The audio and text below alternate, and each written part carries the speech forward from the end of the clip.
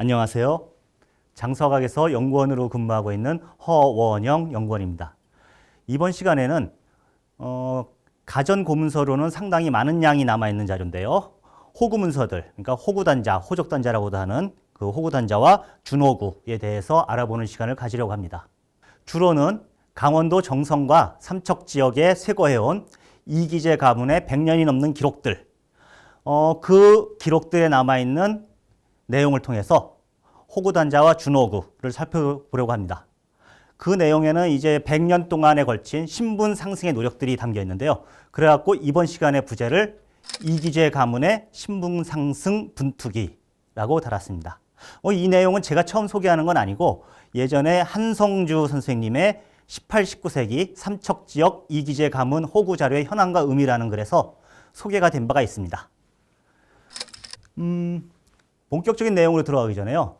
제가 이제 작년에 역시 호적에 대해서 강의를 하면서 호적의 작성과 관련 고문서에 대해서 강의를 했습니다. 그러면서 조정에서 호적의 작성 논의부터 시작해서 지방에서 호적을 작성하고 그 호적이 다시 지역에서 한성문까지 올라와서 강화도까지 저장되는 그 과정들을 전체적으로 살펴보고 그 과정 속에서 만들어지는 다양한 문서들을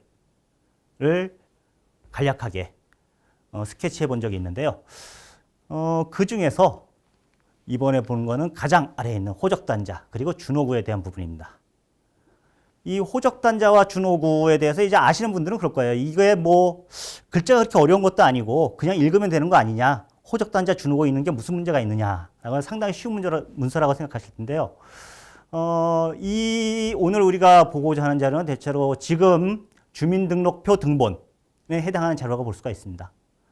그러니까 그것을 통해 갖고 그 집에 누구 살고 있는지, 그 사람들은 어떤 사람들인지 아는 거 아니냐. 그냥 읽으면 되는 거. 하지만 이제 지금도 보면은 좋은 학군이라든가 아니면 부동산 같은 문제를 위해서 위장 전입이라든가 세대 분리 같은 걸 하는 경우가 있습니다.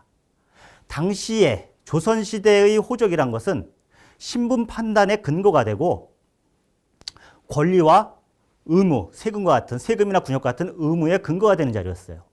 그렇기 때문에 이 호적의 작성을 둘러싸고 국가와 백성들 간의 이해관계가 첨예하게 부딪히게 됩니다. 그렇기 때문에 거기서 많은 그 오류, 그 다음에 잘못된 기록들, 의도적으로 누락하는 기록들이 많이 나타나게 되죠. 그렇기 때문에 우리가 이것을 다른 고문서처럼 일반적으로 우리가 고문서라고 하면은 이거는 1차 자료여서 사실을 그대로 반영한다고 일반적으로 생각하기 쉬운데요. 그렇게 호적 자료를 보면 안 됩니다. 호적 자료에는 이것을 통해서 자신들의 이해를 관철시키고자 하는 사람들의 의지가 반영되게 돼요. 그렇기 때문에 많은 거짓과 사실과 다른 내용들이 거기 반영됩니다. 그렇기 때문에 우리가 단순히 글자가 읽기 쉽기 때문에 방심해서는 안 된다. 이 내용을 통해서 어디까지가 사실이고 어디까지가 잘못인지를 우리가 판단할 수 있는 그런 능력을 키울 필요가 있습니다. 바로 이것이 제가 이번 시간에 이 쉬워 보이는 호적단자, 호구단자와 준호구를 여러분에게 설명드리고자 하는 이유입니다. 이기재 가문을 살펴보기 전에 일단 전라도 부안에 살고 있었던 우반동 부안김씨 사례를 한번 보도록 하려고 해요. 지금 보시는 자료는 1702년 이모식년인데요. 이모식년에 김수종이라는 인물의 준호구입니다. 이 준호구는 호적대장의 내용을 토대로 그 발급을 요구하는 사람에게 그 내용을 사실 확인을 해주는 문서죠. 지금 생각하면 딱 주민등록표 등본에 해당하는 그런 문서라고 보시면 됩니다. 그래서 내용을 보면은 처음 시작할 때 이거 같은 경우는 이모 성적 호구장내라는 내용으로 문구로 시작합니다. 이것이 바로 이모년에 만들어낸 호적대장의 내용에 따르면이라는 투식이죠. 그리고 그 다음부터 나오는 이파제로 나오는 내용이 바로 이 호적대장의 내용입니다. 그리고 마지막에 가보면은 뭐뭐 등 기묘 상준 자 이렇게 끝납니다. 여기서 뭐뭐 등 기묘 상준까지가 호적대장에 등장하는 내용이에요. 이 기묘는 이번 이모년의 3년 전입니다. 바로 전식년이죠. 그러니까 이번 호적대장의 내용을 그 전식년의 호적대장과 비교해서 서로 확인했다는 얘기입니다. 여기서 상준까지가 끝나는 겁니다. 그리고 자로서 이제 호구단자, 준호구의 그 식이 만들어지는 거죠. 이 내용을 보면요. 1702년 이모식 김수종, 부안현 준호구를 보면은 이 하단에 써 있는 것은 천구지를, 그러니까 노비들에 대한 기록입니다. 이 아래 위로 길게 배치되어 있는 것이 그 가족들 기록인데요. 내용이 길지만 생존해 있는 인물은 호주, 주호라고 하는 김수종 1인입니다. 나머지는 이제 사조 기록들이 긴 거고요. 그러니까 노비들을 뺀다면 단독호가 되는데, 그런데 이제 당시에 실제 족보나 그런 걸 통해 갖고 가구 구성을 살펴보면은 1702년 당시에 김수종의 가족에는 32살인 김수종 외에 그 동생 15살 되는 김수경이랑 동생이 있습니다. 또 같은 동갑에 서동생, 그러니까 서모에게서 태어난 동생이죠. 김수현이라는 동생이 또 있었고요. 나이는 정확하지 않지만은 누이 김씨, 최소한 이렇게 4명의 가족이 있어요. 하지만 이 준호구에는 김수종 혼자만 등장합니다. 이것은 왜일까? 이건 이제 당시의 어떤 관습이라든가 아니면은 이 부안김씨 가문의 어떤 내력 같은 것들을 볼 필요가 있는데, 이 부안김씨의 어떤 남성들의 호구 등재 상황을 보면, 특징을 보면은 이 아들들이 대부분 16세가 넘어서 등장을 합니다. 그리고 딸은 등장하지 않는 경우가 많아요. 이거는 이제 일단 유아 사망률이 상당히 높기 때문에 어린 나이에서는 많이 등재하지 않는 경우가 일반적이었고요. 그래도 16세까지는 너무 늦지 않느냐라고 생각했는데 16세가 국가 입장에서는 역을 부과하는 기준이 됩니다. 그러니까 16세 이전에서는 국가 입장에서 그렇게 엄밀하게 파악하고자 압력을 가하는 동기가 부족한 거죠. 그리고 이 부안김 씨 입장에서도 아들들은 어쨌든 입적은 해야 됩니다. 호적에. 왜냐하면 그래야지 이 과거라든가 아니면은 어떤 소송을 건다거나 할 때 권리의 주체로서 이 사람들이 행동을 할 수 있기 때문이죠. 그리고 자기가 부안김 씨 가문의 한 구성원이다. 양반이라는 것도 이것을 통해 확인할 수 있고, 과거 시험을 볼 때도 이것을 통해서 자기의 신분을 제시해야 됩니다. 그렇기 때문에 아들들은 결국 호적에 등재를 하는데 16세 정도가 되면서 그 이후에 이제 등재가 시작됩니다. 딸 같은 경우에는 이러한 권리 행위의 주체로서 등장 활동을 하지 않기 때문에 부안김 씨 경우에는 거의 기재가 되지 않습니다. 오히려 결혼을 한 후에 그 결혼에 간 혼처에 그 집에서 아무개 처 김씨, 적 부안 이런 식으로 등장을 하게 되죠. 그러니까 우반동 부안김 씨 가문의 경우에는 그 집안의 딸들은 그 집안의 호적에는 등재되지 못하는 경우가 많았다라고 볼 수가 있습니다. 이런 것들이 이제 우리가 흔히 사실 그대로 반영하지 않을까라고 하는 준호구의 일면이에요. 여기서는 근데 또 다른 문제가 있습니다. 여긴 부안현의 이 준호구가 있는데, 이 김수종 같은 경우에는 같은 1702년에 충청도 임천군에도 입적이 되어 있습니다. 이게 1702년 이모식 김수종 임천군 준호구인데요. 보면 유학 김수종이라고 주어가 나와 있습니다. 이러한 중복 입적은 호적법에서 국가에서 아주 엄금하는 경우입니다. 절대로 두 곳 이상의 입적을 하지 못하게 했고, 그것을 어길 경우에는 뭐 과거에 합격한다고 해도 과거를 취소하거나 그런 엄격한 어떤 처벌이 내려졌죠. 그런데도 이렇게 입적을 하는 경우가 간혹 등장하는데요. 양반 같은 경우에는 가장 큰 경우가 과거에 응시하기 위한 겁니다. 특히 향시, 별시의 경우는 그렇습니다. 과거가 쉽게 합격할 수 있는 지역, 그런 지역을 찾아가고 이제 입격하는 경우가 있고요. 평민 같은 경우에는 세금을 피하기 위해서 다른 지역에 입적하는 경우가 있죠. 그러니까 이런 경우도 사실과는 다른 그러한 호구 문서의 내용들을 보여줍니다. 본론으로 그 다음으로 넘어가기 전에 잠깐 이제 호구 문서 준호구에, 여기서는 이제 준호구가 되는데요. 뭐 호구 단자도 비슷합니다. 그 내용을 보면은 간단하게 살필 걸 보면은 일단 관인이 부안현 준호구의 경우에는 관인이 붉은색 정방형이죠. 3개가 찍혀 있습니다. 그 임천군 준호구의 경우에는 5개가 찍혀 있죠. 이 특징이 있어요. 관에서 발급해주는 문서, 관문서, 얘는 이 관인이 홀수로 지키게 됩니다. 1개, 3개, 5개. 거의 대부분이 그렇게 확인이 됩니다. 앞으로 이제 쭉 많은 문서들을 소개해 드릴 텐데 거기서 한 번씩 이 관인이 몇 개씩 지키고 있는지 확인해 보시기 바랍니다.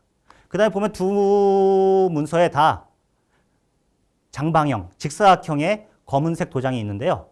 이 왼쪽에는 주협 일자 개인이라고 되어 있고요. 그 다음에 임천군 준호구에는 주협 무개인이라고 되어 있습니다. 요거는 이 수정은 이 문서 내에서 내용의 수정이 얼마나 이루어져 있는지를 확인시켜주는 도장입니다. 근데 보면은 도장 자체를 보면은 두루주자는 안 보여요. 길자가 보이죠? 그것이 이제 나타나는 건 그렇습니다. 여기 보시면은 흔히 주협 개인이라고 부르는데요. 수정한 글자가 있을 경우엔 주협 몇 자 개인, 그리고 수정한 글자가 없을 경우엔 주협 무개인, 그렇게 도장을 찍습니다. 주협 무개인의 예를 들면은 처음에는 이렇게 주협 무개인 글자를 새로 쓴다고 생각하시면 돼요. 거기서 첫 번째 단계는 이겁니다. 두루주자의 그 테두리가 밑으로 쭉 내려오죠. 그래갖고 아래는 뚫려 있는 상태입니다. 요거 주협 무개인으로 많이 나오는 형태예요. 여기서 나중에 가면은 아래까지 완전히 직사각형으로 막아놓는 그런 도장 형태가 나옵니다. 그것도 역시 주협 무개인이죠. 협은 끼워 넣는다는 것, 개는 고쳤다는 것입니다. 예, 그래갖고 여기서 몇 자가 고쳤느냐. 그러니까 임의로 고치는 것을 방지하기 위한 도장이라고 생각하시면 됩니다. 이런 것들이 이제 우리가 준호구, 호구단지에서 볼 수 있는 뭐 일반적인 양식들이고요. 이제 본론으로 들어가 보겠습니다. 이기재 가문, 요건 이제 현재 삼척시립박물관에서 소장하고 있는데요. 이기재 가문의 고문서는 1741년부터 1858년까지 총 20건의 문서가 남아 있습니다. 그 중에서 1823년의 고신 하나를 빼고는 나머지는 다 준호구와 호구단자. 한 뭐 120년에 걸쳐서 남아 있는 건데요. 이 기록들을 통해서 처음에 이제 1741년, 44년에 호구단지와 준호구는 정성군에서 작성된 거고 나머지는 다 삼척부에서 작성이 된 문서입니다. 이 자료들을 통해서 이기재 가문의 신분 상승을 위한 노력이 어떻게 이루어졌는지 그리고 그 사례를 통해 갖고 우리는 준호구와 호구단지를 어떻게 읽어야 될지 좀 더 구체적으로 살펴보도록 하겠습니다. 가장 마지막입니다. 가장 마지막 문서 1858년에 무오식, 당시의 주어는 이장한이었는데요. 이장한의 삼척부 호구단자 내용을 살펴보도록 하겠습니다. 호구단자니까 호적을 작성할 때 일단 이장한이 작성해서 제출하면 그것을 가지고 호적소에서 내용을 확인하고 그 다음에 통호를 배정하고 관인을 찍어서 다시 돌려줍니다. 이렇게 관인을 찍어서 돌려준 문서는 호구단자지만 준호구의 역할을 동시에 하게 됩니다. 보시면은 여기 지금 표시해 놓은 부분 이통삼호라는 이건 이제 다른 글자체로 써있죠. 주목으로. 그래갖고 호구단지를 낸 다음에 통호를 부여한 겁니다. 호적소에서. 그리고 관인 하나 찍혀 있습니다. 주연무개인 찍혀 있고요. 그 다음에 위에 보면은 검은색으로 점점 찍혀 있는데 구성원과 사조의 내용을 확인한 겁니다. 그리고 을묘 호구준 이 전식년인 을묘년의 호구와 비교해서 확인했다라는 표시고요. 그 다음에 잘 안 보이는데요. 주역개인에 가려서 잘 안 보이는데 여기에 남자 1명, 여자 1명, 그 다음에 준 그러니까 확인한 사람 서명이 있습니다. 그리고 마지막에 그 관의 서명이 차갑이 들어가게 되는데 여기서는 이제 도장을 파갖고 도장으로 찍고 있습니다. 이 내용을 보면은 일단 그 주어인 이장한의 직역 우리가 이제 신분을 볼 때는 호구단자와 준호구에서 그 신분을 확인할 수 있는 주요한 기록들이 몇 개 있어요. 가장 우리가 일반적으로 볼 수 있는 것들이 구성원의 직역입니다. 남자 구성원들의 직역. 이 경우에 이제 호주인 이장한은 유학입니다. 유학은 양반, 특별한 그 품직이 없는 벼슬이나든가 품계가 없는 양반들의 그 직역을 대신해서 쓰여지는 직역명이죠. 유학이고요. 아버지는 가선대부, 그 다음에 할아버지는 절충장군, 증조할아버지는 통정대부, 외할아버지는 절충장군으로 나옵니다. 그 다음에 처의 아버지도 학생이고요. 처의 할아버지 절충장군, 처의 증조할아버지 통정대부, 처의 외할아버지 유학 이렇게 나옵니다. 그래갖고 호구단자에 등장한 남성들의 모든 직역이 다 양반의 직역을 나타내고 있죠. 그리고 이제 직역 못지않게 어떻게 보면 직역보다도 더 뚜렷하게 그 신분을 보여주는 하나의 징표가 되는데 그 집안 내 부녀자의 호칭이 있습니다. 예, 여기 보면은 처, 배, 씨 나옵니다. 그러니까 배는 성이고 그 뒤에 호칭이 씨로 나오는 거죠. 여기서 씨가 양반과 부녀자들의 호칭이 됩니다. 평민, 일반적으로 평민에는 소사 또는 조이라는 호칭이 붙고요. 그 중간, 양반과 일반 평민의 중간, 중인이라든가 그쪽에서는 성이라는 호칭이 붙습니다. 그 천민에서는 이름으로 그냥 부르기도 하죠. 또는 하층 평민의 경우에는 양녀라고 붙이기도 합니다. 그래갖고 이 부녀자를 어떻게 기록하냐에 따라서 이 호구 단자에 등장하는 사람들, 그 집의 신분을 확인할 수 있는 중요한 기준이 되는데 여기서는 씨. 그래갖고 이 호구 단자는 전형적인 양반가의 그러한 호구 단자라고 할 수 있습니다. 아까 근데 제가 이 집이 100년 넘는 기간에 걸쳐 갖고 신분을 상승시켜 왔다고 말씀드렸어요. 그러면은 그 가장 앞선 1741년 그 당시는 이제 호주가 이시화였는데요. 정선에 살고 있었습니다. 그 호구 단자를 살펴보도록 할게요. 여기서 어떻게 나오고 있느냐? 일단 뭐 호구 단자 양식 보면은 관인 1개, 2개, 그리고 잘 안 보이는데 여기 3개가 있습니다. 홀수죠. 그리고 여기 오통삼호라고 주목으로 역시 통호수를 배정해 줬습니다. 내용을 보면은 첫째 주호를 그 전에 귀재라는 이름이었는데 시화로 개명하고 있다라는 걸 표시했습니다. 그리고 직역을 시화의 직역은 유학, 아버지 경화의 직역 유학, 할아버지 중현의 직역 학생, 증조할아버지 이창 학생, 외조 전신이 학생, 그 다음에 처의 아버지 장인어른이죠. 장인어른 검용 학생, 처의 할아버지 개봉 통정대부, 처의 증조할아버지 이비 가선대부, 처의 외할아버지 노효신 학생입니다. 처의 호칭 안씨. 똑같네요 아까랑. 그러면은 처음도 양반이고 나중도 양반인데 무슨 신분 상승인가 라고 할 수가 있습니다. 다음 신년가 한번 보죠 일단. 이건 이제 호구단자니까요. 이 보면은 아까 그 호구단자 양식이 쭉 나오고 있죠. 그래갖고 고갑자 호구짱내 해갖고 그 다음부터 호적대장의 내용들이 나오고 있고 마지막에 신유 호구 준까지가 이제 호적대장의 내용이고요. 마지막에 급자, 요건 이제 준호구, 발급해졌다 얘기입니다. 그리고 창준이 나옵니다. 창은 고몽벽, 준은 이도정. 그래갖고 그 내용을 부르는 사람, 그리고 그걸 듣고 확인하는 사람의 이름이 써 있습니다. 이런 것들은 이제 각 지역별 조금씩 차이는 있는데요. 일단 이 당시에 정성군의 준호군은 이런 양식으로 쓰여지고 있습니다. 내용을 볼게요. 주어 이름은 역시 시화인데 한자표가 달라지고 있죠. 이런 것들 좀 애매한데요. 양반가에서는 이 이름이 이렇게 확확 바뀌는 경우는 별로 없습니다. 어쨌든 근데 시화는 유지되고 있어요. 그리고 그 직역들을 봅시다. 시화의 직역 유학, 경화의 직역 유학, 할아버지 중현의 직역 학생, 증조할아버지 이창의 직역 학생, 외할아버지 전신이는 직역 기록이 없어졌습니다. 처부 검룡의 직역 학생, 처조 계봉의 직역 통정대부, 처의 증조 이비의 직역 가선대부, 처의 외조 노효신의 직역도 없어졌네요. 그런데 처는 여전히 안씨 나옵니다. 이 준호구도 역시 양반가의 준호구 같아요. 문제 없는 것 같네요. 그럼 그 다음 삼척으로 이주한 다음인데요. 1771년 삼척으로 이주해서 발급받은 준호구의 내용을 보도록 합시다.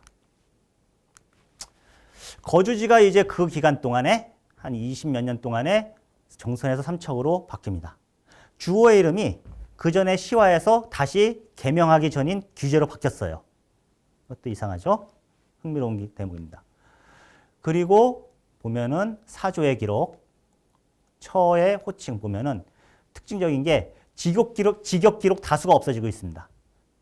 이규제의 경우도 직역이 없어졌고 아버지, 할아버지, 증조할아버지, 외할아버지 다 직역 기록이 사라집니다.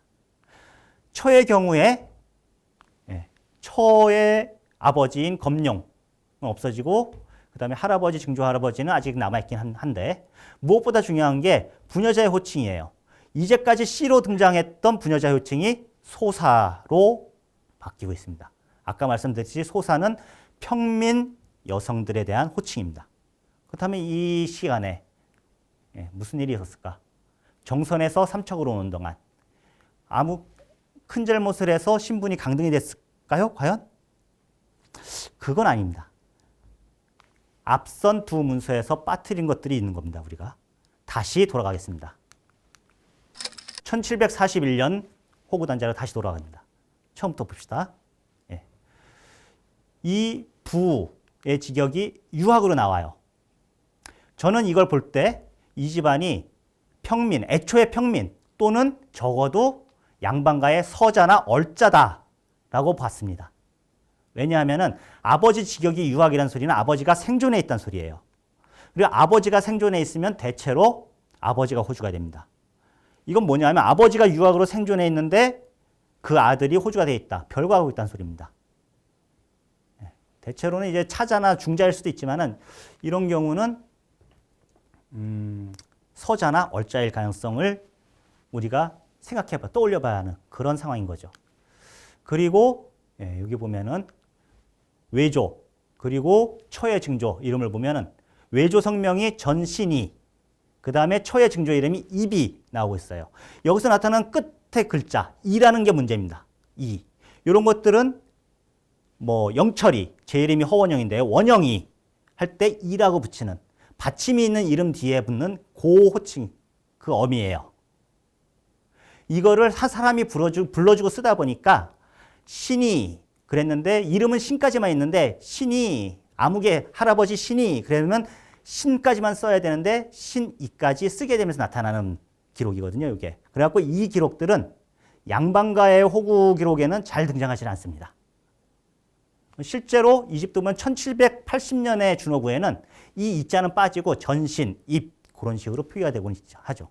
그러니까 이런 식의 아주 어떻게 보면 사소한 기록인 것 같지만 이런 것들이 이 준호구가 양반가의 준호구라고 보기에는 다소 좀 의심쩍다라는 것을 알려주는 증거가 됩니다.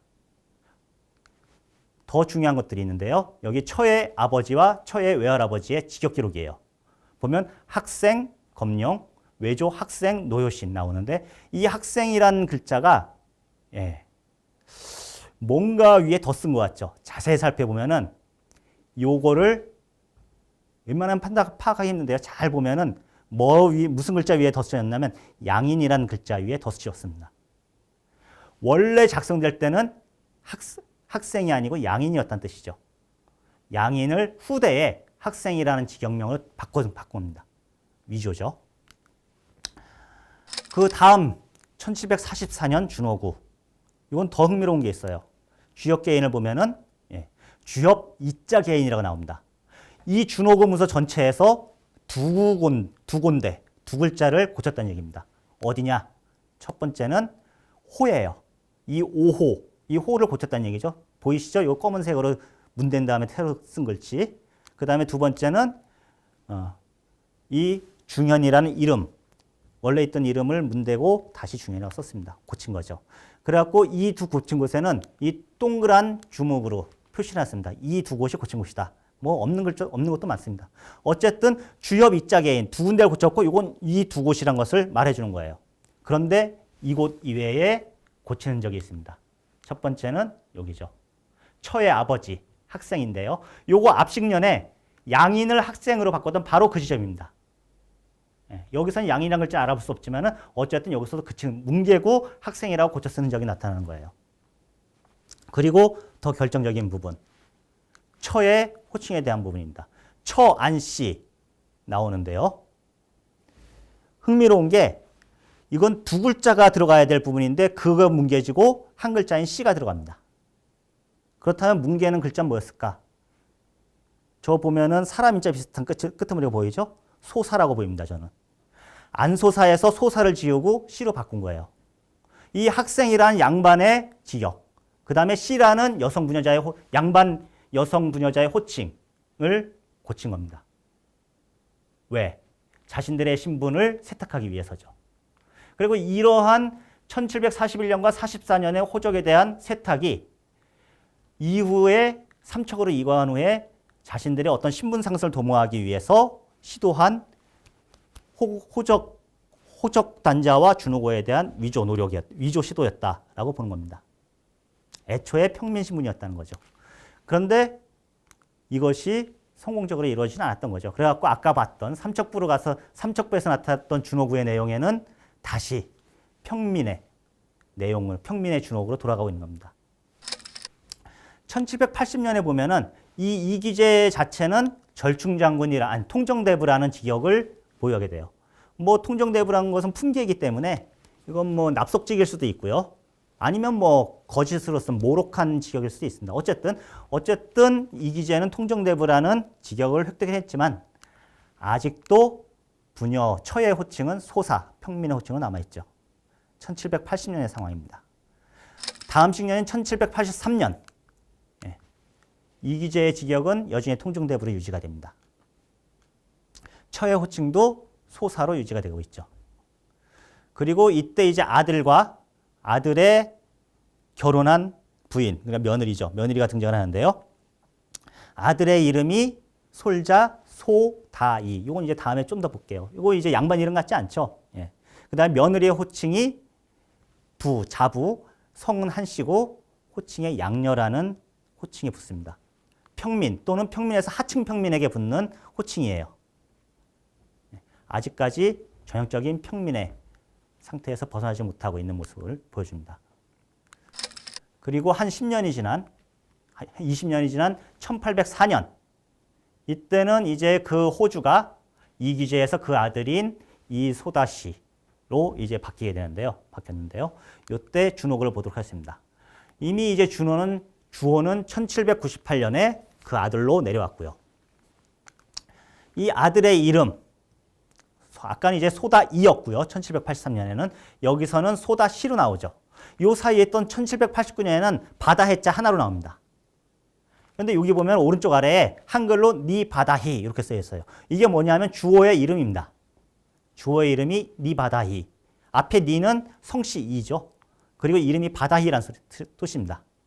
보면은 소다이 처음 나오는 게 그건데요. 소는 바소자죠. 그래갖고 바소자의 뜻인 바를 땁니다. 두 번째는 마늘 다자죠. 마늘 다자의 음인 다를 딴 거예요. 그래갖고 바다가 되는 겁니다. 소다란 뜻은 바다랑 동일한 뜻이에요. 그리고 바다해자 나오죠. 이거 바다죠. 뜻으로 가서. 그렇기 때문에 이 소다이라고 쓰건 바다해를 쓰건 소다시를 쓰건 이름은 다 바다이다.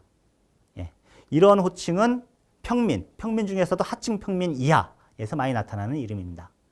그래갖고 1810년 이후에는 좀 더 그럴듯한 이름, 백으로 바뀌게 되는데요. 아직까지는 이 바다히로 존재를 하고 있습니다. 여기서도 이제 내용을 보면은 주어의 직역, 양인으로 등장하죠. 양녀입니다. 아들이 둘 있는데요. 아들 둘의 직역은 다 보인입니다. 첫째 아들은 보인 성대, 둘째 아들은 보인 성운, 그리고 첫째 아들 며느리, 장자부 역시 양녀, 아직 전형적인 평민 상태의 모습을 보여주는 그러한 준호구라고 볼 수가 있습니다. 중요한 변화는 1810년에 나타납니다. 이때 이제 이 바다히는 이름을 백이로 개명을 하게 되는데요. 이 1810년 이 백이 삼척부 준호구를 보면은 흥미로운 변화가 나타납니다. 일단 주호의 직역. 아까 사망한 이기재의 경우 통정대부란 직역을 모록이든 납속적이든 획득을 했다고 말씀드렸어요. 여기서 이 이백이 이전까지 바다히가 불렸던 이 인물은 절충장군 행용양희 부호군이라는 품계를 획득합니다. 이것도 납속이라든가 모록이겠죠. 그리고 이름도 좀 더 양반에 가까운 백이라는 이름으로 바뀌게 됩니다. 여기서 처가 양녀였는데요. 이때부터 성으로 바뀌어요. 아까 말씀드렸죠. 성이란 것은 평민과 양반의 사이에 있는 부녀자들에게 붙는 호칭이다. 중인이라든가. 신분이 아까 말씀드린 평민에서 올라갔다는 것을 단적으로 보여줍니다. 첫째 아들 성대의 경우 직역이 업유. 예, 업유. 이거 전형적인 서자서얼들에게 나타나는 유학을 대신해 나타나는 표기죠. 직역 표기죠. 그리고 며느리들 역시 박성, 김성으로 나옵니다. 아들들은 업유로 나오고 그 두 며느리는 성으로 호칭이 되는 거죠. 이 여성의 호칭은 이 다음 10년인 1810년에는 씨, 양반의 호칭으로 잠깐 바뀌었다가 다시 1820년에 성으로 돌아오는 이런 불안정한 모습을 보였습니다. 아직 신분 상승이 양반까지 올라가기에는 다소 부족한 그런 모습을 보이는 거죠. 그러다가 1823년에 고신이 있습니다. 이성대. 아까 말한 백이의 첫째 아들 이성대 고신이죠. 이성대를 내용을 보면 그렇습니다. 이성대를 가선대부 동지중추부사로 임명하는 임명장이에요. 종이품, 당상관 종이품 품계입니다. 상당히 높은 관직이죠. 앞서 말했던 것들이 이제 정상품 뭐 그랬는데 품계가 확 올라갔습니다. 그런데 이거 이제 자세히 살펴봐야 됩니다. 예. 보면은 요 이성대라는 이 세 글자, 이름 세 글자가 얼핏 보면 비슷한 것 같은데 자세히 보면은 먹색이 다릅니다. 예. 필체도 조금 달라요. 뭐냐 하면 나중에 썼다는 얘기입니다. 요 이름 석자를. 그러면 이 고신 자체는 공명첩이란 소리예요. 이름을 비워놓고 발급된. 그리고 무언가 뭐 중요한 행사나 그런데 돈을 내거나 하면은 거기에 이름을 채워주는 거죠. 여기서는 뭐냐 하면은 예, 끝에 나오죠. 금차, 원소, 식목보토, 상가, 사, 승, 전 나옵니다. 능원에 나무를 심고 흙을 도우는 일에 공을 세웠다는 얘기예요. 뭐 곡식이라든가 돈을 보탰겠죠. 결국 재물로서 산 공명첩이고 이것을 통해서 이를 통해서 이 공명첩을 통해서 납속직으로서 가선대부 동지중추부사라는 품계를 획득을 합니다. 그 획득 과정이 어쨌든 이거는 공식적인 품계 획득이에요. 그렇기 때문에 이후에 나타나는 성대의 직역은 항상 종이품 가선대부 동지중추부사로 나옵니다. 상당한 상승이죠. 1837년의 호구단자를 보면 그 아들인 이장한이 주호를 승계했는데요. 아버지인 성대, 아까 말씀드렸던 가선대부입니다. 할아버지인 백이, 절충장군이었죠. 증조할아버지인 귀재, 통정대부였습니다. 그리고 외할아버지인 박동환, 절충장군입니다. 어머니 살아가셨는데요. 어머니 박씨, 양반의 호칭으로. 배씨, 역시 양반의 부녀자 호칭입니다. 처의 아버지 장인어른 정인대 학생입니다. 할아버지 성로 절충장군이죠. 증조할아버지 망남 통정대부입니다. 처의 외할아버지 이도원 학생. 전형적인 우리가 알고 있는 전형적인 양반가의 호구단자가 등장을 합니다. 단 하나 이제 좀 꺼림칙한 건 뭐냐 하면은 주호인 장안의 직역이 등장하지 않는다는 거예요. 요것이 1846년에는 1846년에 되면 아주 안정적인 유학의 직역을 등장하게 됩니다. 고전까지는 1837년에는 이 장안의 직역이 없었고 1840년에는 업무로 등장합니다. 1843년에 유학이라는 직역이 등장하는데 이것은 처음부터 써놓은 게 아니고 나중 그 옆에다가 가피라는 적이 있어요. 그러다가 1846년부터 이 이장한도 유학의 직역을 가지게 됩니다.